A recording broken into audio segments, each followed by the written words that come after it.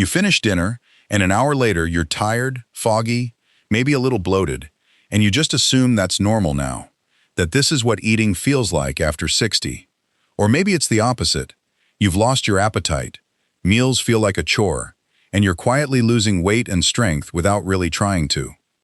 Here's what almost nobody sits you down and explains. After 60, food isn't just fuel anymore. It's one of the most powerful tools you have for protecting your muscles, your bones, your heart, and even your memory. The problem is, most of the nutrition advice out there was written for 25-year-olds trying to lose weight for summer. It's not written for what your body actually needs now. So today, I'm not going to tell you to eat less. I'm going to show you 8 simple food habits, ranked from the easiest place to start to the single most powerful habit of all, that are specifically suited to what your body needs at this stage of life. No extreme diets, no giving up everything you love, no complicated meal plans. Just small, doable shifts you can start today. Number 1, the very last one, ties everything together into the one habit that matters more than any single food on this list. So stick around for that. Quick note before we start. This is general nutrition education, not medical advice. If you have diabetes, kidney disease, heart failure, or you're on medications like blood thinners, please talk to your doctor or a registered dietitian before making changes to your diet. All right, let's get into it. And tell me in the comments, which meal of the day is hardest for you to eat well? Breakfast, lunch, or dinner? I read every single one. Let's start with number 8, the easiest habit to build, and one you can start with your very next glass of water. Coming in at number 8 is something so simple it's easy to overlook. Drinking water consistently, before you feel thirsty. Here's why it matters so much. As we get older, the body's thirst signal quietly gets weaker. You can actually be dehydrated well before you ever feel thirsty. And dehydration doesn't just make you tired. It can show up as headaches, confusion, dizziness, constipation, and it makes your heart and kidneys work harder than they need to. Many seniors also cut back on fluids on purpose, worried about bathroom trips, which only makes the problem worse over time. Here's how to build the habit.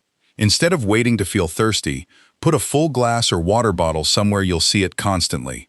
Next to your favorite chair, on the kitchen counter, by your bed. Aim to drink a glass with each meal, and one in between, spacing it through the day rather than all at once in the evening. If plain water feels boring, add a slice of lemon, cucumber, or a splash of juice. Herbal tea, soup, and water-rich foods like melon and cucumber all count too. A helpful tip. A simple way to check is your urine color. Pale yellow usually means you're well hydrated, while dark yellow is a signal to drink more. And if you take diuretics or heart medication, ask your doctor what fluid amount is right specifically for you. This habit is the perfect place to start for anyone who's been feeling unusually tired, foggy, or off without knowing why. Simple hydration fixes more than people expect. Now let's move to number 7, where we talk about the nutrient most seniors don't get nearly enough of. Number 7 is making sure you get protein at every single meal, not just at dinner. Here's why this one is so important. Starting somewhere in your 40s and 50s, the body naturally starts losing muscle mass every year, a process called sarcopenia, and it speeds up further after 60. Weaker muscles mean a higher fall risk, more trouble getting up from a chair, and less independence over time. Most people eat a small breakfast, a light lunch, and then load almost all their protein into dinner, but your body can only use so much protein at once. Spreading it through the day helps your muscles actually use it. Here's how to build the habit. At breakfast, add eggs, Greek yogurt, cottage cheese, or a scoop of protein powder in a smoothie, instead of just toast or cereal alone. At lunch, include beans, lentils, fish, chicken, or tofu rather than a plate that's mostly bread and vegetables. Keep easy protein snacks around too, a handful of nuts, a hard-boiled egg, or a piece of cheese, for whenever you need a little more. A helpful tip, try to have a source of protein about the size of your palm at each meal. And if chewing meat has become difficult, softer options like fish, eggs, yogurt, beans, and ground meats are just as valuable and much easier to manage. This habit matters most for anyone who's noticed they feel weaker getting up from a chair, or that their arms and legs feel less capable than they used to. You're directly feeding the muscle you have left and helping protect what's still there. If this is giving you something to think about already, go ahead and tap that like button. It really does help this video reach more people who need it. Now, number 6. Number 6 is getting more fiber from real, whole foods. Vegetables, fruits, beans, and whole grains. Here's why it matters. Fiber does double duty as we age. It keeps digestion moving smoothly, which becomes a bigger issue for many people over 60, and it also helps steady blood sugar and supports heart health by helping manage cholesterol.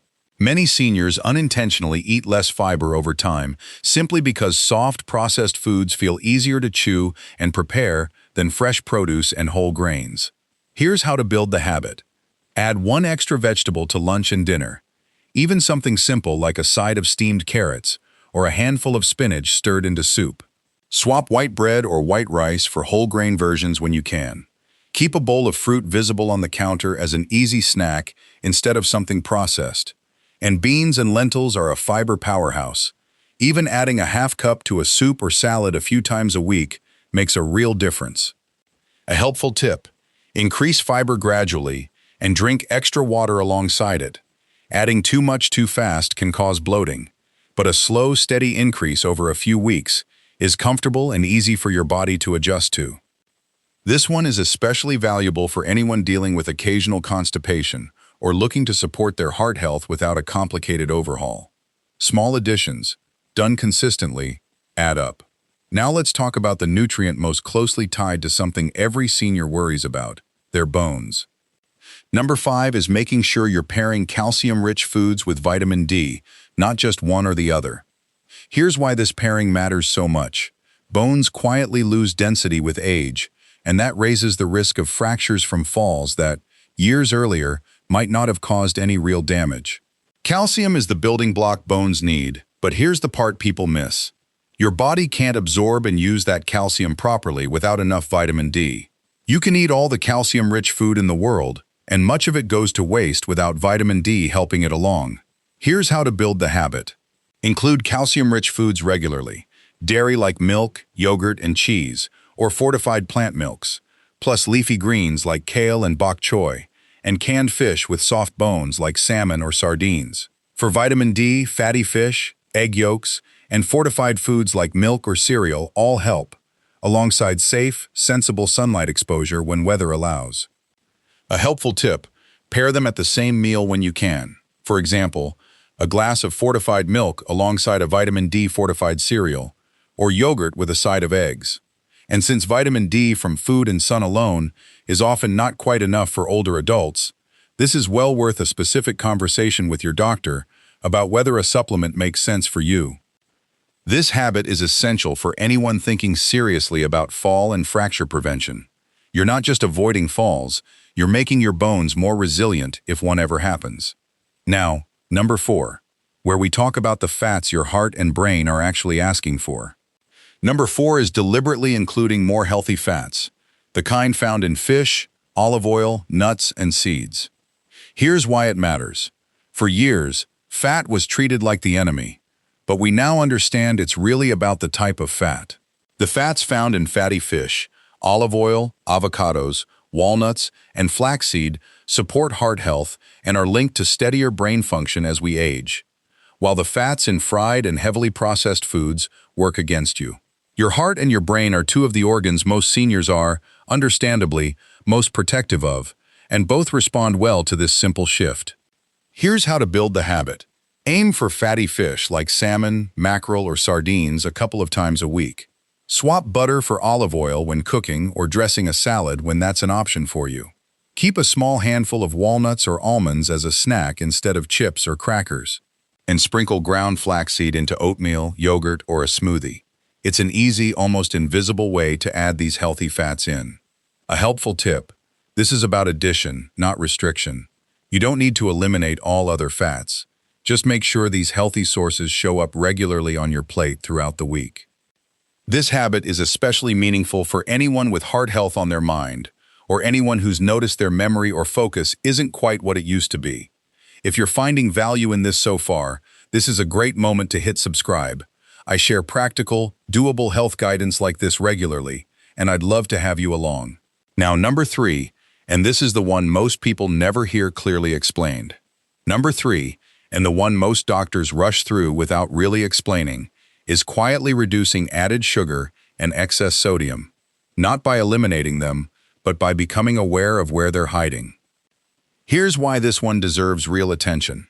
Blood pressure and blood sugar both tend to creep upward with age, and added sugar and sodium are two of the biggest quiet contributors. And here's the part that surprises people. They're not just in obvious places like candy or the salt shaker. They're hiding in canned soups, bread, salad dressings, sauces, and healthy-sounding packaged foods. Most people aren't overeating sugar or salt on purpose. They simply don't realize how much is built into everyday foods. Here's how to build the habit. Start reading labels on just 2 or 3 items you eat often. A soup, a bread, a sauce, and compare brands. The difference in sodium between 2 similar products can be surprisingly large. Cook at home a bit more often when you can, since it puts you in control of what goes in. Flavor food with herbs, garlic, lemon, and spices, instead of leaning on salt. And when a sweet craving hits, reach for fruit first. It satisfies the craving while bringing fiber and nutrients along with it, instead of empty sugar alone. A helpful tip: you don't have to overhaul everything at once. Swapping just one high-sodium or high-sugar item a week for a better option adds up to real change over a few months, without ever feeling like a strict diet. This habit matters most for anyone managing blood pressure, blood sugar, or simply wanting to protect their heart for the years ahead. Awareness alone changes how you shop and eat. Now, we're almost at the top of the list. Number 2 is one I consider a genuine game changer. Number 2 is what I like to call eating the rainbow, deliberately including a variety of colorful fruits and vegetables across your week, not just the same 2 or 3 you always reach for. Here's why this is so powerful. Different colors in produce generally mean different protective plant compounds and antioxidants. The deep red of tomatoes, the orange of carrots and sweet potatoes, the purple of berries and eggplant, the green of leafy vegetables and broccoli. Many people, without realizing it, eat the same handful of vegetables on repeat for years. Widening that variety is one of the simplest ways to support your heart, your brain, and your body's natural defenses, because you're getting a much broader range of nutrients instead of just 1 or 2 repeated types. Here's how to build the habit. Try to include at least 3 different colors on your plate at dinner. For example, orange sweet potato, green broccoli, and red bell pepper. Keep frozen mixed vegetables and frozen berries on hand for the weeks when fresh produce feels like too much effort or expense. Frozen is just as nutritious and often more convenient. And treat trying one new fruit or vegetable every couple of weeks as a small, enjoyable adventure rather than a chore. A helpful tip: soups, stews, and stir-fries are the easiest way to sneak in variety, since you can toss in several different vegetables at once without it feeling like extra work. This habit is wonderful for anyone who feels like their meals have become a little repetitive, or who wants one simple way to broaden their nutrition without tracking a single number. And now, the moment we've been building toward. Number 1, the habit that ties every single one of these together. Here it is. Number 1, and the habit I consider more important than any single food on this list: eating consistent, unhurried meals at regular times, without skipping and without rushing. If you take only one thing from this video, let it be this. Here's why it matters so much. All 7 habits before this, the protein, the fiber, the calcium, the healthy fats, the produce, only work if you're actually eating regularly enough for your body to use them. So many seniors quietly skip meals, especially breakfast, either from a lowered appetite, eating alone, or simply forgetting. But skipping meals can cause blood sugar swings, unwanted weight loss, low energy, and makes it far harder to fit in enough protein and nutrients across the day. And eating too fast, distracted, or standing at the counter often means eating past fullness or missing the fullness signal completely. Here's how to build this habit. Try to anchor 3 meals at roughly the same times each day, even if one of them is small. Your body manages blood sugar and energy far better on a predictable rhythm. If eating alone has made meals feel like a chore, Try pairing them with something enjoyable. A phone call with family, a favorite show, sitting somewhere pleasant by a window, anything that makes the meal itself feel less like an obligation. Sit down fully for meals rather than eating standing up or on the move, and try to put down your fork between bites, giving your body time to register when you're satisfied. A helpful tip: if a full plate feels overwhelming, smaller, more frequent meals, 3 modest meals plus 1 or 2 small snacks, can be far easier to manage and just as effective as 3 large ones. This final habit is a gift for anyone who's noticed their appetite has changed, who eats alone often, or who's been quietly losing weight without meaning to. It's the steady foundation that makes every other habit on this list actually work. So there you have it, 8 simple food habits, from something as basic as a glass of water all the way to the steady rhythm of consistent, unhurried meals. Drinking before you're thirsty, protein at every meal, fiber from real food, calcium paired with vitamin D, healthy fats for your heart and brain, quietly cutting back on hidden sugar and sodium, eating the rainbow, and anchoring regular, unhurried meals. Together, they don't ask you to give up the foods you love, they ask you to add, adjust, and pay a little more attention. Here's what I want you to remember most. You do not need to change everything this week. Pick just one habit from this list, maybe the water bottle by your chair or 1 extra vegetable at dinner, and start there. Add another next week, and another the week after. Small, steady changes, kept up over months, do far more for your health than any short, strict diet ever could. And please, always listen to your body and your doctor. If you have diabetes, kidney disease, heart failure, or you're on medications that interact with certain foods, talk to your doctor or a registered dietitian before making changes.